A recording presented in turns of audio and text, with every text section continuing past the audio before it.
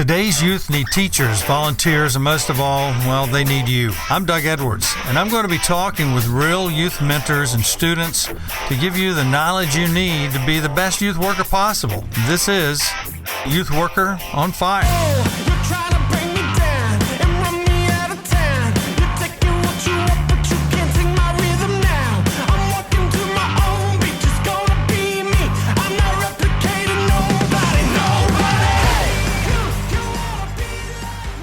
We've got Lance Kramer from the Arctic Circle, or near the Arctic Circle. I've got him because of a guy by the name of Justin Terry, who I met in Israel when I went with 1,000 people. Justin told me about Lance and about his ministry in Alaska. So Lance, tell us again about what you see there and what Alaska looks like from that close to the Arctic Circle. All right, Doug. Yep, this is Lance Kramer, Kotzebue, Alaska. And we are 36 miles above the Arctic Circle on the western coast of Alaska. Kotzebue. And sitting in my oceanfront house here on Front Street in Kotzebue, and 2 stories high. So I got a great view of the ocean, the Kotzebue Sound. I got mountains across the way that bears are coming out of their dens and caribou are moving up north. There's a bunch of seagulls flying right over my house right now, and underneath that ice, there's a whole bunch of what's called sheefish. It's a big big whitefish, basically, 20, 30-pounders. Wow. One is close to 50-pounders, some of them world record sheefish. Right, I can go walk out and go get sheefish right now. I can get 20 of them in 10 minutes. This land is really bountiful. There's seals out there, there's whales. Belugas are going north. Bowhead whales are heading north. There's polar bears across the Kotzebue Sound there.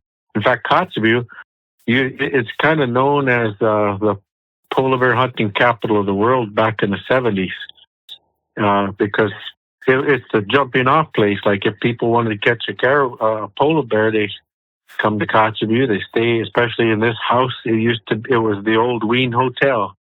And, yep, it's now our house and our ministry. I'll tell you about that later. But yeah, it used to be the old Wien Hotel, Polar Bear Hunting Hotel. Polar Bear Hunting Hotel. I can't believe it. It's incredible. Yep. There at one time there was a photo captured of the ice this time of year, and on the ice was 115 Super Cub airplanes. That's a lot of Super Cub airplanes, and each one, has a guide and assistant guides and clients, and they all head out from Kotzebue, go up towards Point Hope, go out of the shifting ice and shoot polar bears and come back. And this hotel would house them, and then there would be locals that would scrape their skins, wash their skins for them and whatnot, and feed them, take care of them. And so that's what Kotzebue is kind of known for. A town about 3,000. It's a hub city, and there's 10 villages around Kotzebue, smaller villages, Kivalina, Noatak, Sawick, Norvik. Almost like a bicycle hub with spokes that go out. That's what Kotzebue is. It's a hub city in Alaska. And so we have a little bit of conveniences here. Now, we don't have any roads connecting us to the big cities like Anchorage and Fairbanks. So the only way to get here is to fly. Alaska Airlines, it's an hour and 15 minutes on Alaska Airlines, 747. 2 flights a day. There's a morning flight that comes, and then there's an evening flight that comes. And then that's how we get our cargo, like our milk and our turkeys and our diapers and our pop, is through cargo planes that come every day. And in the summer, when the ocean breaks up, the ice breaks up, the barges can come from Seattle and from Anchorage, and then you can get trucks on these barges. You can get cabin packages and food and four-wheelers and boats and whatnot. So it's pretty isolated out here in the Arctic. And Kotzebue is pretty new to the world. I think we were colonized about 1889. That's when the missionaries first came here, Robert and Carrie Sams from Whittier, California. I'll bet you there's still some Sams, SAMMSs out there in Whittier. But anyways, you'll have to, there's a really good read. I think it's called The Rapid Christianization of the Northwest Arctic. and it's by a guy named Tiger Birch. You can find him online. It's a great article to read, The Rapid Christianization of the Northwest Arctic Inupiat Eskimo. It'll explain a lot of our history and how we got started up here. It's pretty crazy. I guess I'll give it to you in a nutshell, Doug. Do you want to hear? Yeah, let's do it. How did these Eskimos become Christians, right? Because we had explorers come through in all these places, indigenous places. What will happen is the explorer is always the first to come. And so that's how Kotzebue got his name, was an explorer named Otto von Kotzebue. He's a German. He was exploring for the Russians. And then other explorers came up, throughout the time. And that's why this place has all kinds of foreign names. Our name for this place is not Kotzebue. Our name is Kikkaruk, which means big island. Our peninsula is almost a big island, basically. But yeah, explorers, and then second to come in an area is the miners. Miners are very greedy people, and they're always getting out there, right? They're always after. The explorers will say, "This is what we saw," and then the miners will go check it out, see if there's any gold or precious metals. And then thirdly, you'll always have missionaries, and the missionaries, they say, "Well, there's miners out there. We got to go Christianize them.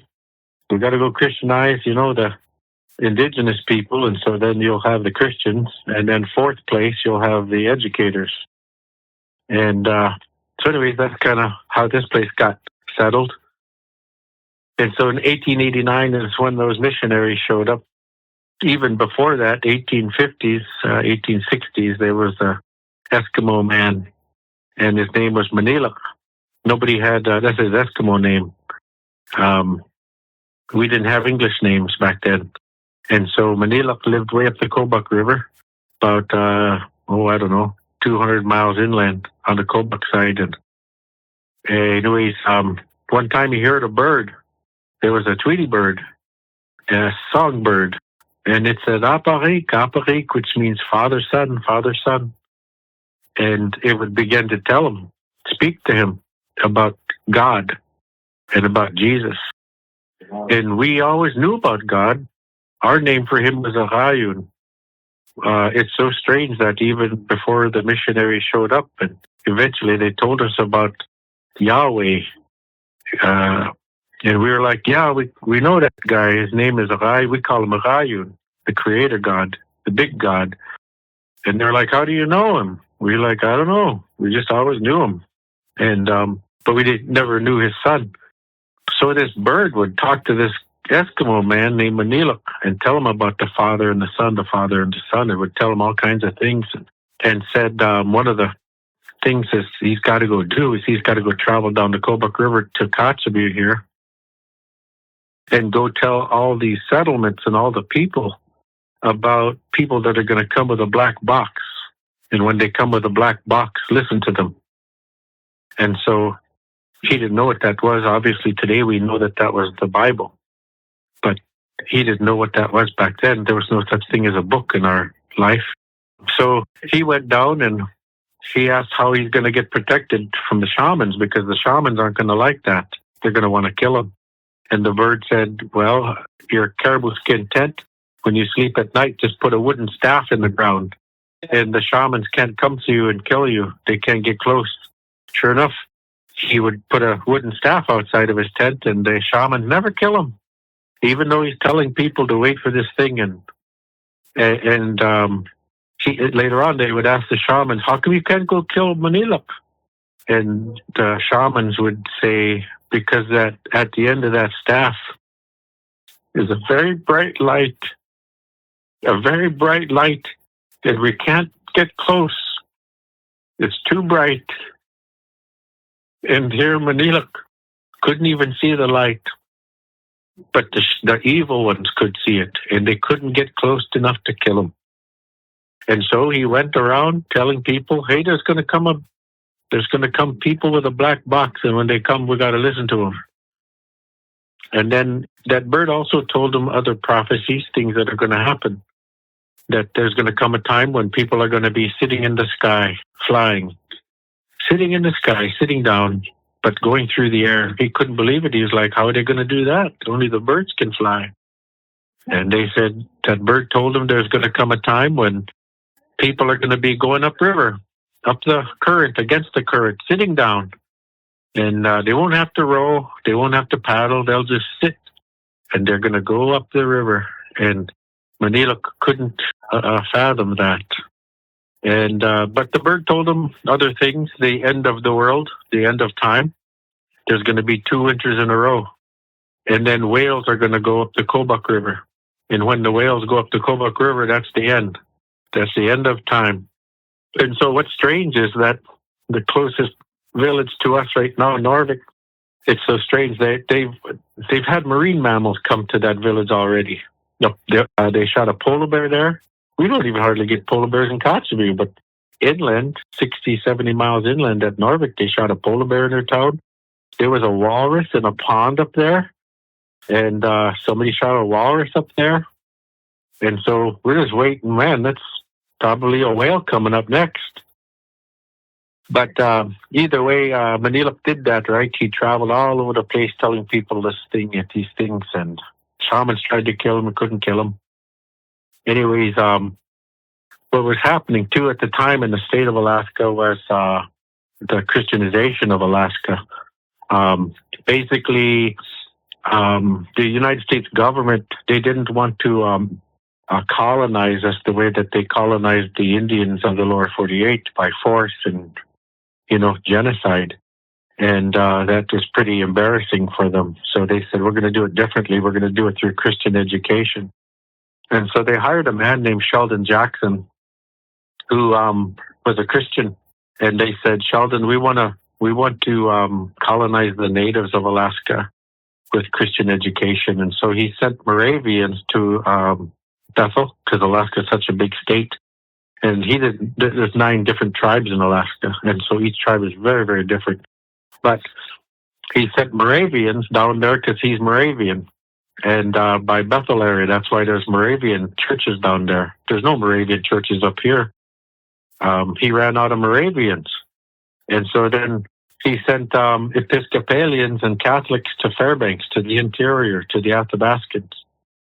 And then he sent, just different denominations to different parts of the state. Unalakleet down by Nome, he sent Covenant.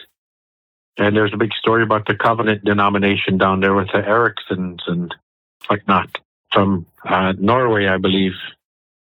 But anyways, but we had nobody.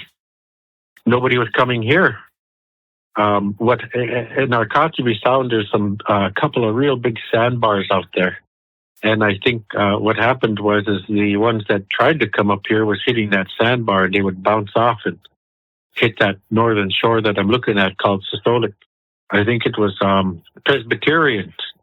The Presbyterians tried to come to Kotzebue, but they hit that sandbar and they couldn't find the channel in. There's a narrow channel that comes in. You got to know where it is. Anyways, they hit that sandbar and followed it northwest, and it hit the opposite shore over there called Sistolik, and the Presbyterians. And then those Eskimos over there, there was lots of them. And they said, hey, who are you guys? And they said, we're Presbyterians. They said, you believe in evil spirits? And they said, no. And the Eskimo says, well, get out of here. Keep going. We don't want you here. Because we do know there's evil spirits, and you got to keep going, get out of here. And so that's why we don't have a Presbyterian church in Kotzebue. Wow. Because the ones across the bay, 15 miles across, they kicked them out and said, keep going. But that's why there's Presbyterian way up in Barrow, because they went all the way up along the coast. The next ship that came was Episcopalians. And then they did the same thing. They hit that big sandbar, and they hit the same coast over there. Same Eskimos. And the Eskimos asked them, you believe in evil spirits? And they said, no. And they said, well, you keep on going too. We don't want you here. And because we know there's evil spirits. So Episcopalian, that's why Kivalina, the next village, has Episcopal church, and all the villages up north have Episcopal churches. Anyways, we're still waiting, right? Because we're like, what the heck, man? Where's these people with the black box? So then a couple of our people in Kotzebue got impatient. and they heard that there was a black box down in Unalakleet with the Covenant people. And so Uyarak and his wife, they went down there to Unalakleet with dog team wintertime. And they talked to Carl Erickson and the Ericksons down there. And sure enough, they found there was a black box on his kitchen table. They said, "Hey, you have the black box?" And he said, "Yeah, I have the black box." And they said, "What's in the black box?" He said, "Jesus is in the black box." And they said, "Well, who's that?" They said, "That's God's son." And so it was the first time Uyarak and his wife learned that Achayun is the son. So, sure enough, Uyarak and his wife got saved with the Ericksons there. And I think it melted and they stayed and got discipled. And then they said, "We got to go back to our people. And we have to tell them about the black box because nobody's coming." And Erickson said, "Nobody's coming. I thought Sheldon sent some people to you." And they said, "No, nobody showed up at our shores yet." So then Erickson and them, they got a hold of Sheldon Jackson through the Morse code or whatever and said, "Hey, dude, you gotta send some people to Kotzebue. We just have a couple from here, from that dog team here." So then Sheldon in Anchorage, he just sent off these Whittier, California Friends Quakers. They showed up to Anchorage late for the party. And they said, "Hey, we heard about this big old party in Alaska. We weren't invited." And Sheldon said, "Yep, everything's all taken." He said, "You can go back home to Whittier, California." So they were heading home with their heads held low. And then Sheldon gets this message all of a sudden from Erickson and Unalakleet and said, "Kotzebue don't have nobody." And so he sent out these two fast kayakers to go chase that ship down. And sure enough, they catch them up. And they said, "Hey, you guys from Whittier, there is a place. Go back to Sheldon and he'll tell you." So Sheldon said, "Yeah, there's a place. I just heard about it today. It's called Kotzebue." They were like, "Where's that at?" And so he showed them on a map and they said, "We don't have provisions and whatnot to go that far and stay." They said, "We're going to go back to California. We're going to regroup." And so anyways, they did. They raised money down there, all kinds of stuff. There's real cool newspaper articles about them doing that. You should read that. It's pretty interesting. There's a diary, and it's from Martha Honeycutt, and it's a very interesting diary. It's every day. She was one of the ones on that ship when it came back. Martha, Robert, Carrie Sams. And what's in there, too, is all the lat longs. Every lat long, when the captain would give it to him. And now you can plug those lat longs into a computer system and it'll show their location and their journey from their ship all the way to Kotzebue from California. Yeah, it's a very interesting diary because it talks about them not only traveling up here, but also when they first showed up on the shores of Kotzebue Sound and meeting up with the people. And what's interesting is Uyarak and his wife, they came back to Kotzebue and they acted as intermediate people between Robert and Carrie and Martha and the Indigenous people. They were able to translate. They were able to soften the blow. They were able to kind of be like John the Baptist and say, "Look, these are the ones with the black box." The word of the black box hitting the shores of Kotzebue was very big news to the people here. And the people here in this region were very split. They were very separate at that time. They were so split, so divided, that they were actually nations. They called themselves nations. The Kivalina, the people from Kivalina, the Napakta, the people from Notak, Sisselmute, people from Buckland. And they were nations and there were boundaries. And if you crossed boundaries, you could die. It was very evil, actually, and very difficult to live in.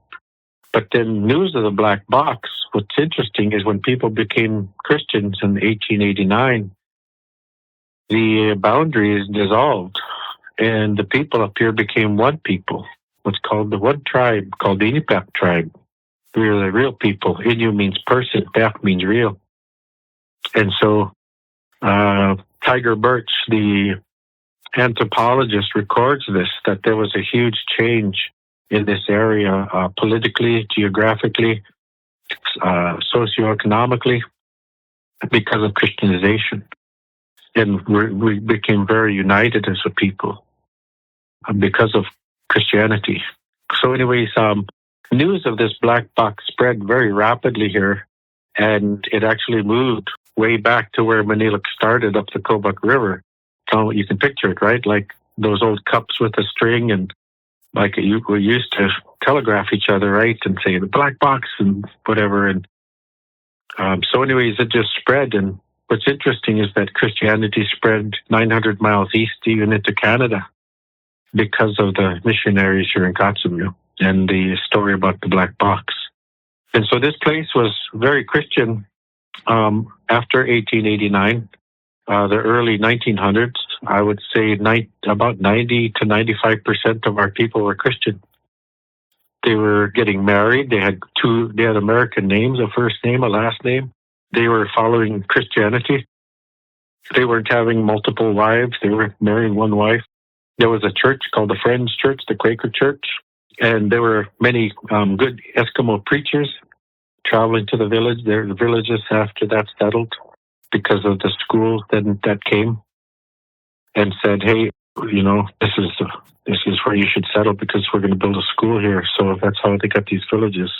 So that's the Christianization of our area. And you fast forward to today, and it's back to just the opposite.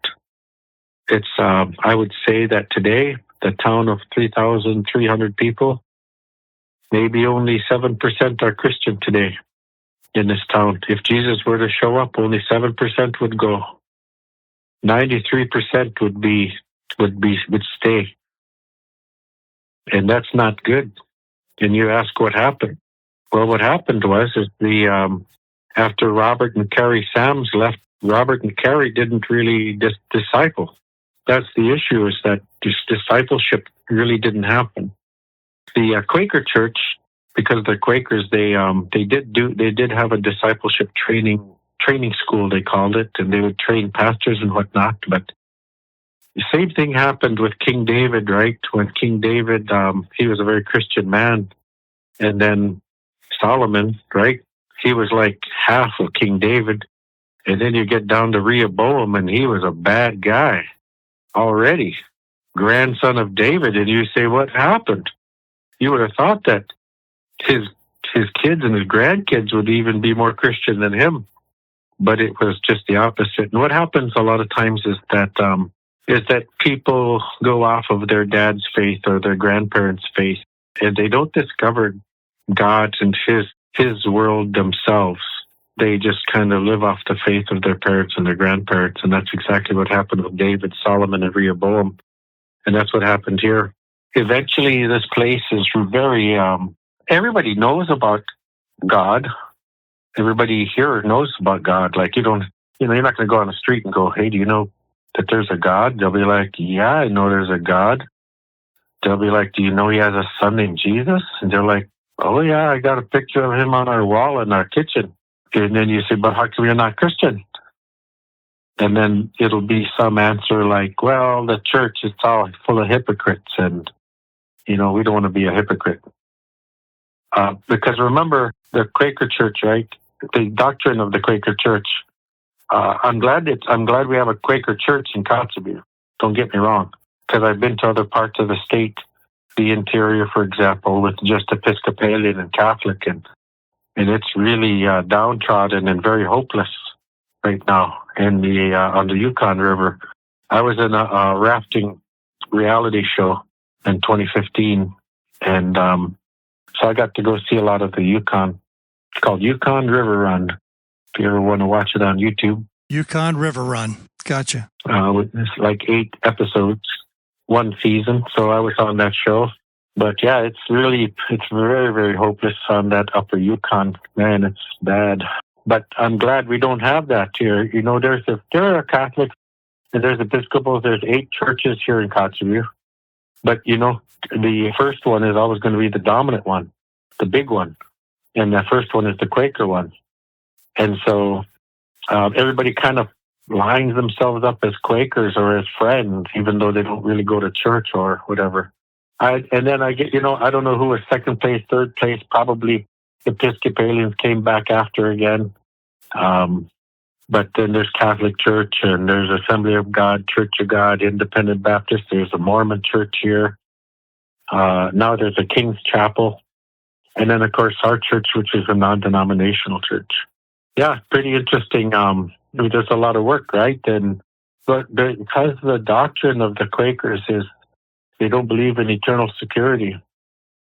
They believe after you sin and backslide that you lose your salvation. Now, they believe that you have to get it the same way by God's grace and man's faith. You got to Kach again, is what they call it. Qaich. You got to Kach. Kach means to surrender, means to pray, means to pray the Lord's Prayer. And so you got to go. They would ask you, they say, "Did you Kach again?" That's what they would say. And if you were at the Friends Church, right, every week, people would go up during the altar call and they would go pray and they would cry and they would say, "Look, Alice is Kaching again. She must have did something bad." And then they would always keep track of who's Kaching and who's not Kaching. Yeah, that's it's just how it is with them. Lance, man, I can't believe this. This is absolutely inspiring and wonderful. I love this. If it wasn't for your buddy Justin, you and I wouldn't be getting together and talking. All right, Lance, listen, God bless you. Thank you so much for this part. And we're going to do part 2 tomorrow night, okay? Sounds good, man. We'll see you. All right, brother. Thanks. Bye. You've been listening to the Youth Worker on Fire podcast. If you like what you hear, please subscribe and tell your friends. Also, leave a comment and tell us what you think. Stay tuned for more informative episodes.